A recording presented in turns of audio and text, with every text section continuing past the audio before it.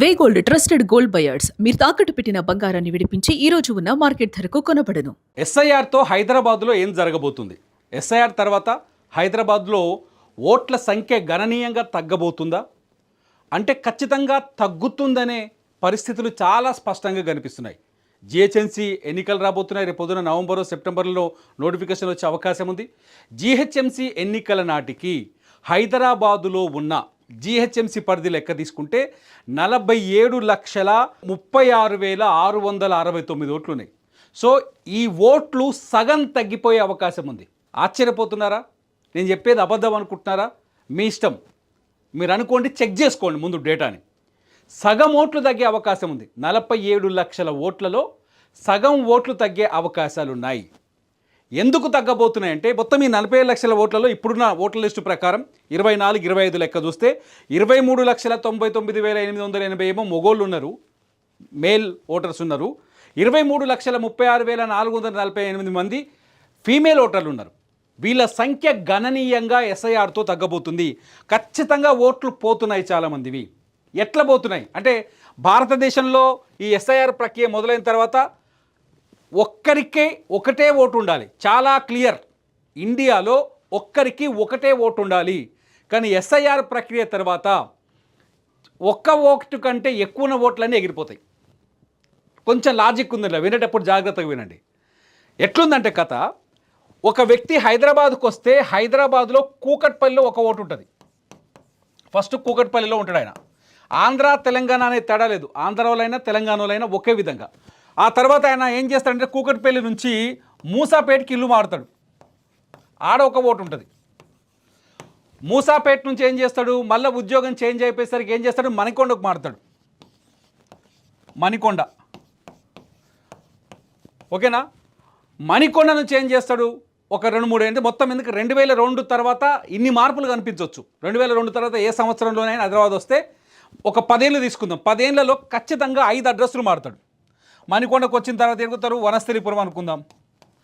వనస్థలిపురం తర్వాత 5, ఇప్పుడు వచ్చేసి ఇక 7కి మళ్ళీ యూసఫ్ గూడకు వచ్చింది అనుకుందాం. సో ఒక ఫ్యామిలీ గడిచిన 10 ఏళ్లలో 5 అడ్రస్లు చేంజ్ అయ్యే అవకాశం కనిపిస్తుంది. చాలా క్లియర్గా 5 అడ్రస్లు చేంజ్ అయింది అనుకో, ఈ 5 చోట్ల ఓట్లు ఉంటుంది ఆయనకి. 5 చోట్ల ఓట్లు ఉంటుంది. అయితే ఫస్ట్ 1-2 చోట్ల ఏం చేస్తాయంటే మ్యాచింగ్, ఆన్లైన్ ఓటింగ్ విధానం వచ్చింది కాబట్టి, ఓటు నమోదు చేసుకునే ప్రక్రియ వచ్చింది కాబట్టి, తర్వాత అంటే 2006, 2007 తర్వాత ఓట్లు ఎగిరిపోతాయి. పాత ఓటు పోయి కొత్త ఓటు వస్తుంది. అది ఆన్లైన్ ప్రక్రియ వచ్చింది కాబట్టి కొంత ఉంది. కానీ చాలా ఓట్లు హైదరాబాదులో ఇప్పుడు తీస్తున్న లెక్క ప్రకారం చూస్తే చాలా ఓట్లు, కనీసం ఒక వ్యక్తికి 3 చోట్ల ఓట్లు ఉన్నాయంట. ఒక్కొక్క వ్యక్తికి 3 చోట్ల ఓట్లు ఉన్నాయి. ఈ 3 చోట్ల ఓట్లు ఉండడం వల్ల మొత్తం సంఖ్య లెక్క తీస్తే ఈ 4,000 చిల్లర పోలింగ్ బూతులు ఉన్నాయి మన దగ్గర హైదరాబాద్లో. 4,000 చిల్లర పోలింగ్ బూతుల్లో మొత్తం లెక్క చూస్తే కొందరికి 3 చోట్లు ఉన్నాయి, కొందరికి 2 చోట్లు ఉన్నాయి, కొందరికి ఇక్కడ ఒకటి ఉండి ఊర్లో ఒకటి ఉంది, కొందరికి హైదరాబాద్లో 2 ఓట్లు ఉండి ఊళ్ళో ఒక ఓటు ఉంది. ఇట్లా కూడా ఒక్కొక్క వ్యక్తి మీద. నిజానికి ఏం చెప్పినా నేను స్టార్టింగ్లో, ఒక వ్యక్తికి ఒకటే ఓటు ఉండాలి కదా, ఒక వ్యక్తికి 3 ఓట్లు ఉన్న సందర్భాలు కూడా చాలా ఉన్నాయి. సో ఈ ఎస్ఐఆర్ ప్రక్రియతోటి ఈ డూప్లికేట్ ఓట్లన్నీ ఎగిరిపోబోతున్నాయి. ఇవి పోవాలి కూడా, చాలా క్లియర్, ఎగిరిపోవాలి కూడా. ఏం చేస్తారంటే జిహెచ్ఎంసీలో ఓటేస్తారు, ఇక్కడ ఓటర్ ఐడి కార్డు, ఇక్కడ లిస్టు వేరే ఉంటుంది. ఊళ్ళో పోతారు, మళ్ళీ ఊళ్ళో ఓటేస్తారు, అక్కడ సర్పంచ్ కూడా పోటీ కడతారు చాలామంది. మీరు చూడండి, హైదరాబాద్లో ఉండి ఊళ్ళలో సర్పంచ్లైన వాళ్ళు ఎంతమంది ఉన్నారో లెక్కేయండి. తెలంగాణలో గురించే మాట్లాడుతున్నాం. సో వీళ్ళందరూ ఏం చేస్తున్నారంటే సిటీలో ఒక ఓటును మెయింటైన్ చేస్తున్నారు, కిరాయి ఇంట్లో ఒక ఓటును మెయింటైన్ చేస్తున్నారు, కిరాయి ఇంట్లో ఉండి హైదరాబాద్లో ఏదైనా సొంత ఇల్లు కొనుక్కుంటే అక్కడ ఒక ఓటును మెయింటైన్ చేస్తున్నారు. మరి ఇన్ని ఓట్లు ఎందుకు తీసుకుంటున్నారు వీళ్ళు? ఇన్ని ఓట్లు ఎందుకు తీసుకుంటున్నారంటే ఐడెంటిటీ కార్డు కోసం. గ్యాస్ కావాలి కొత్తింటికి పోతే, ఓకేనా, ఇంటర్నెట్ బిల్లు కావాలి, బ్యాంక్ అకౌంట్ కావాలి, రకరకాల ఐడి ప్రూఫ్లు కావాలి. ఆన్లైన్లో అప్లై చేస్తే ఓటర్ ఐడి ఈజీగా వచ్చేస్తుంది. కాబట్టి సింపుల్గా ఏం చేస్తున్నారు, ఐడెంటిటీ కోసం ఓటర్ ఐడిని ఎక్కడ నివాసం ఉంటే అక్కడ కొత్త ఓటర్ ఐడిని క్రియేట్ చేసే ప్రయత్నం చేస్తున్నారు. ఆధార్ కార్డు వచ్చిన తర్వాత, ఆధార్ కార్డుని ప్రూఫ్ని పెట్టిన తర్వాత ఆ డూప్లికేట్ ఓట్లు మ్యాచ్ అయ్యాయి. కానీ చాలామందికి 2002 తర్వాత చాలామందికి డూప్లికేట్ ఓట్లు ఉన్నాయి. ఎట్లున్నాయంటే ఒకటి ఊళ్ళో ఉంది, రెండోది వచ్చేసి ఊర్లో ఈ ఓటు పోదు, పర్మనెంట్గా ఉంటుంది. ఊర్లో ఉండే ఓటు ఎవ్వడు తొలగించుకోడు. ఎందుకంటే అక్కడ ఇల్లు ఉంటుంది, భూమి ఉంటుంది, భూమి జాగు ఉంటుంది, ప్రభుత్వ పథకాలు ఉంటాయి, సబ్సిడీ ఉంటుంది, ఎరువుల సబ్సిడీ వస్తుంది, రైతు బంధు వస్తుంది, రైతు బీమా వస్తుంది, ఇవన్నీ ఉంటాయి. ఊర్లో భూమి ఉంటాయి కంపల్సరీ. లేదంటే భూమి లేదనుకో ఇల్లు ఉంటే ఊళ్ళో దీపం పథకం కింద గ్యాస్ వస్తుంది, అమ్మమ్మనో నాయనమ్మనో ఉంటే ఆమెకి పెన్షన్ వస్తుంది. ఖచ్చితంగా ఊరు ప్రయోజనాలు వేరుంటాయి. సో గ్రామీణ పథకాలని ఏది వదులుకోకుండా ఉండడం కోసం ఊర్లో కంపల్సరీ ఓటును మెయింటైన్ చేస్తున్నారు చాలామంది. ఇది ఎస్ఐఆర్ ప్రక్రియలో బయటపడ్డ వాస్తవాలు. ఇక హైదరాబాద్లో మళ్ళీ ఇంకో ఓటు పెట్టుకుంటారు.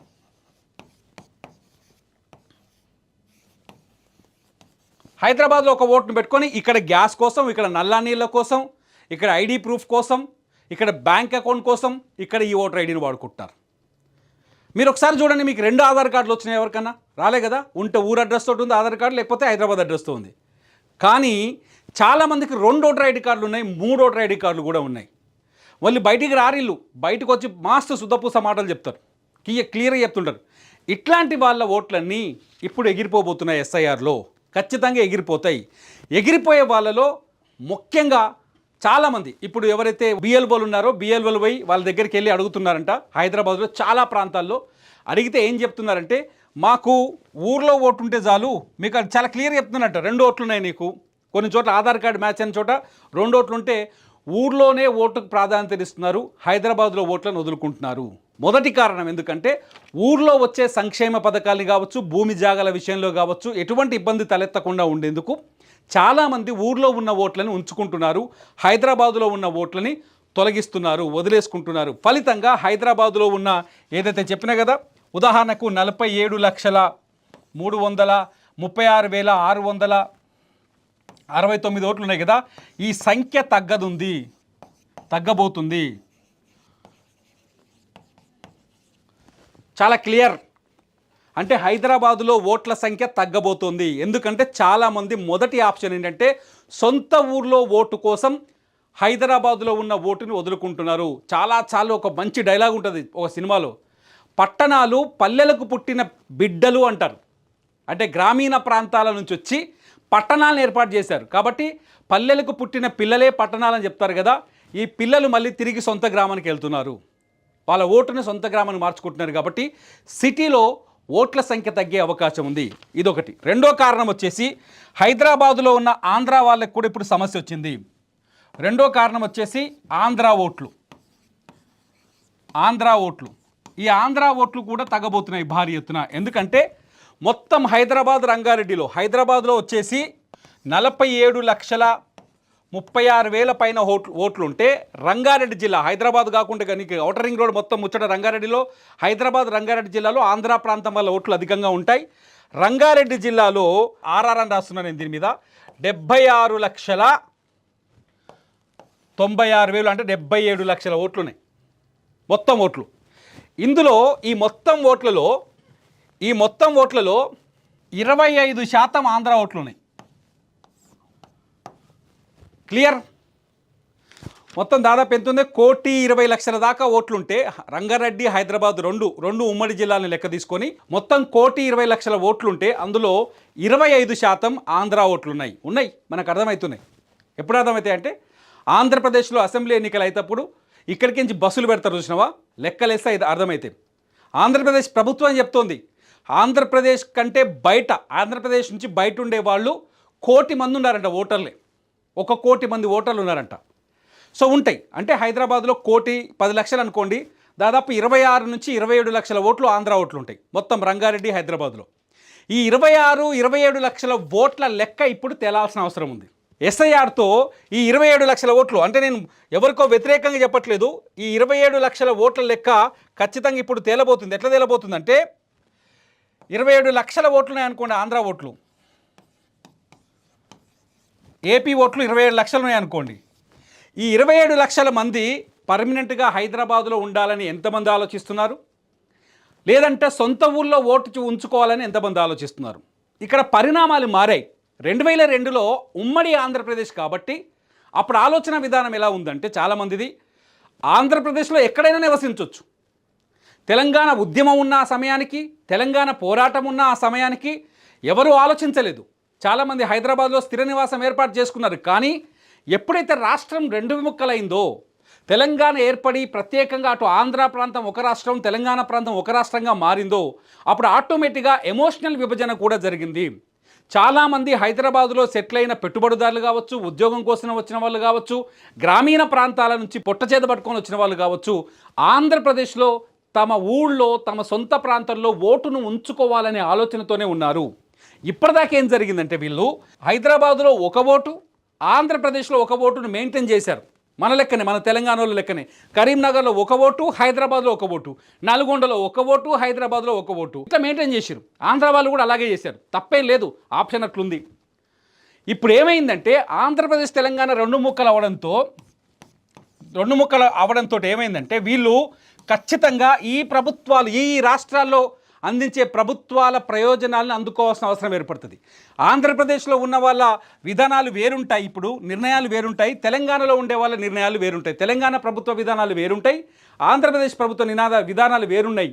గడిచిన 12 ఏళ్లుగా ఆ విధానాల మీద స్పష్టత వచ్చింది కాబట్టి చాలామంది ఏపీలో ఓటేయడానికి ఆసక్తికరంగా ఉన్నారు. హైదరాబాద్లో ఉండి ఆయన గూగుల్లో జాబ్ చేస్తాడు, ఆంధ్రప్రదేశ్ నుంచి వచ్చి, విశాఖపట్నం నుంచి వస్తాడు, లేకపోతే తూర్పు గోదావరి, పశ్చిమ గోదావరి, నెల్లూరు అక్కడి నుంచి వస్తాడు.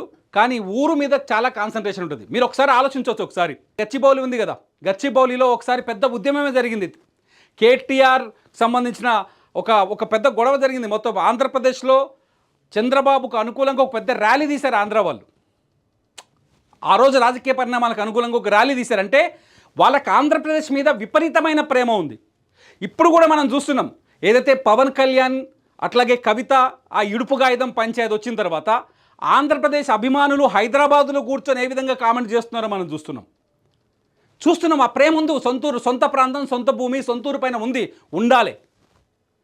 ఒక యూట్యూబర్ అయితే ఏకంగా ఏం చెప్తున్నారు, చాలా స్పష్టంగా, మీకు దమ్ముందా హైదరాబాదులో ఆంధ్ర వాళ్ళు ఆస్తులు అమ్ముకుంటే కొనే దమ్ముందా మీ దగ్గర అని ప్రశ్నిస్తున్నారు ఆంధ్రప్రదేశ్ యూట్యూబర్లు. చాలా పెద్ద ప్రశ్న అది.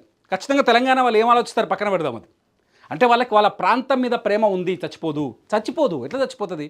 వాళ్ళు ఇప్పుడు డిసైడ్ చేసుకోవాల్సి వస్తుంది. ఏం డిసైడ్ చేసుకోవాల్సి వస్తుంది? ఆస్తులు ఉంచుకుంటారా, అమ్ముకుంటారా, అది ఏమైందో మా యూట్యూబర్ ఎవరైతే ఉన్నారో ఆయనకు సమాధానం చెప్పేటోళ్ళు. కానీ ఆంధ్రప్రదేశ్లో ఓటు కావాలన్నా, తెలంగాణలో ఓటు కావాలన్నా అనేది డిసైడ్ చేసుకోవాల్సి వస్తుంది. ఇప్పుడు ఊరు కావాలంటే బిడ్డ ఆంధ్రప్రదేశ్ కావాలి, మామూలుకైనా సరే కరీంనగర్ కావాలి ఉదాహరణకి. లేదు ఊరు అక్కర్లేదు, హైదరాబాదే జీవితం అనుకుంటే తెలంగాణలో ఓటు ఉంచుకోవాలి. ఇప్పుడు ఏం చేయాలి? ఎస్ఐఆర్ ఫారాలు 2 చోట్ల వచ్చి ఉంటాయి. ఒకవేళ 2 నియోజకవర్గాలు అలాగుంటాయి కాబట్టి ఎస్ఐఆర్ ఫారం ఊర్లో ఉండి ఇక్కడ ఉంటే ఇక్కడ ఫిలప్ చేసి అక్కడ ఫిలప్ చేస్తే మీరు నేరస్తులు అవుతారు. అర్థమవుతుందా?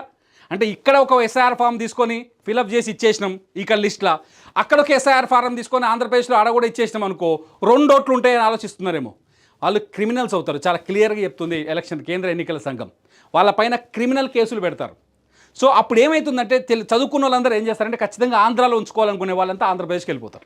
ఆంధ్రాలో ఓటు కావాలనుకున్నంత ఆంధ్రప్రదేశ్కి వెళ్ళిపోవడం వల్ల హైదరాబాద్లో ఉన్న 25 లక్షల ఓట్లలో దాదాపు 50% ఓట్లు తగ్గిపోయే అవకాశం ఉంది. 27 లక్షలు అన్నా కదా, 27 లక్షల ఓట్లలో దాదాపు 50% ఓట్లు తగ్గిపోబోతున్నాయి. ఆంధ్రప్రదేశ్లో 50% మంది అనుకుందాం అంచనాకి 50% తగ్గిపోయే అవకాశాలు చాలా స్పష్టంగా కనిపిస్తున్నాయి. అంటే 27 లక్షల్లో 50% పోయినట్టు ఎంత పోతున్నట్టు? దాదాపు 13-14 లక్షల ఓట్లు ఎగిరిపోతున్నాయి కదా. క్లియర్? వీళ్ళవి ఒక 50% పోతాయి. తెలంగాణ ప్రాంతం వాళ్ళవి కూడా, తెలంగాణ నుంచి కూడా చాలామంది ఇలాగే వచ్చారు హైదరాబాద్లో. కరీంనగర్లో ఓటు ఉంటుంది, ఇక్కడ ఒక ఓటు ఉంటుంది. ఆదిలాబాద్లో ఓటు ఉంటుంది, ఇక్కడ ఒక ఓటు ఉంటుంది. మహబూబ్ నగర్లో ఒక ఓటు ఉంటుంది, ఇక్కడ ఒక ఓటు ఉంటుంది. వీళ్ళ ఓట్లు కూడా దాదాపు 30% పైనే ఉంటాయి, 30% ఉంటాయి. వీళ్ళ ఓట్లు కూడా 50% తగ్గిపోయే అవకాశం ఉంది. వీళ్ళ ఓట్లు కూడా తెలంగాణ ప్రాంతం వాళ్ళు ఎవరైతే గ్రామాల్లో ఓట్లు ఉంచుకోవాలనుకుంటున్నారో, నిన్న మనం ఒక సర్వేలో చాలా స్పష్టంగా చెప్తున్నారు, మాకు ఊర్లో ఓటు ఉంటే చాలండి, హైదరాబాద్లో ఓటు మాకు అక్కర్లేదని తెలంగాణ వాళ్ళు చెప్తున్నారు. చాలామంది ఆంధ్ర ప్రాంతానికి సంబంధించిన వాళ్ళు కూడా చెప్తున్నారు మాకు ఊళ్ళో ఓటు అంటే అవసరం లేదని. ఇక మహారాష్ట్ర, రాజస్థాన్, గుజరాత్, పంజాబ్ నుంచి వచ్చిన వాళ్ళు కూడా చాలామంది మన దగ్గర ఉన్నారు. కర్ణాటక నుంచి వచ్చిన వాళ్ళు కూడా చాలామంది ఉన్నారు. వాళ్ళు కూడా వాళ్ళలో ఎక్కువ శాతం మంది ఇక్కడ ఓట్లు ఉంచుకుందాం అనుకుంటున్నారంట. హైదరాబాద్లో సెట్ అయిపోయాం మేము, మా ఫ్యామిలీస్ ఇక్కడికి వచ్చేసినాయి అని ఎక్కువ శాతం. అంటే వాళ్ళ సంఖ్య కొంచెం, అంటే సొంత ఊరికి వెళ్ళిపోవాలనే ఆలోచన వాళ్ళలో చాలా తక్కువ కనిపిస్తుంది. ఇక్కడే సెటిల్ అయిపోవాలనే ఆలోచన ఎక్కువ కనిపిస్తుంది. కాబట్టి వాళ్ళ ఓట్ల సంఖ్య పరిమితంగా తగ్గే అవకాశం కనిపిస్తుంది. మొత్తంగా హైదరాబాద్, రంగారెడ్డి జిల్లాలో ఉన్న దాదాపు 1,10,00,000లకు పైగా ఉన్న ఓట్లు అవుతున్నాయి. ఇందులో దాదాపు 1 కోటి పైన ఉంటే దాదాపు ఇలా యావరేజ్ పర్సెంటేజ్ చేసుకుని ఒక 25 లక్షల ఓట్ల పైన 25-26 లక్షల ఓట్ల పైన తగ్గే అవకాశం ఉందని ఒక అంచనా నడుస్తుంది. అందులో జిహెచ్ఎంసీ పరిధిలోనే ఎక్కువ తగ్గొచ్చు. రంగారెడ్డి జిల్లా పరిధి కంటే జిహెచ్ఎంసీ పరిధిలోనే ఎక్కువ తగ్గే అవకాశం కనిపిస్తుంది. మొత్తానికి ఎస్ఐఆర్ వచ్చి హైదరాబాదులో పెద్ద ఎసరే పెట్టింది, పెద్ద కథనే పెట్టింది. హైదరాబాదులో భారీగా ఓట్లు తగ్గబోతున్నాయనే అంచనాలు మాత్రం స్పష్టంగా కనిపిస్తున్నాయి. ఈ వీడియో కింద మీరు చేయాల్సింది ఏంటంటే, ఈ వీడియో కింద మీ సందేహాలు ఏమైనా ఉంటే ఖచ్చితంగా కామెంట్ చేయండి. ఆ సందేహాలపైన మేము అధికారుల నుంచి వివరణ తీసుకొని మీకు సమాధానాలు చెప్తూ మరొక వీడియో చేసే ప్రయత్నం చేస్తాం. ఆంధ్ర ప్రాంతం వల్ల అయినా సరే, తెలంగాణ ప్రాంతం వల్ల అయినా సరే. ఒకటే చివరిగా నా రిక్వెస్ట్ ఏంటంటే, మీ ఓటుకి సరైన ప్రాంతాన్ని ఎంచుకోండి, మీ ఓటుకి సరైన వివరాలు ఇవ్వండి, మీ ఓటును కాపాడుకోండి. భారతదేశంలో ప్రతి పౌరుడికి ఓటు ఉండాలి, అది ఒక్కటే ఓటు ఉండాలి. ఇదే నా రిక్వెస్ట్. చూస్తూనే ఉండండి, ఇట్స్ యూటీవీ. నా పేరు తిరుమల్.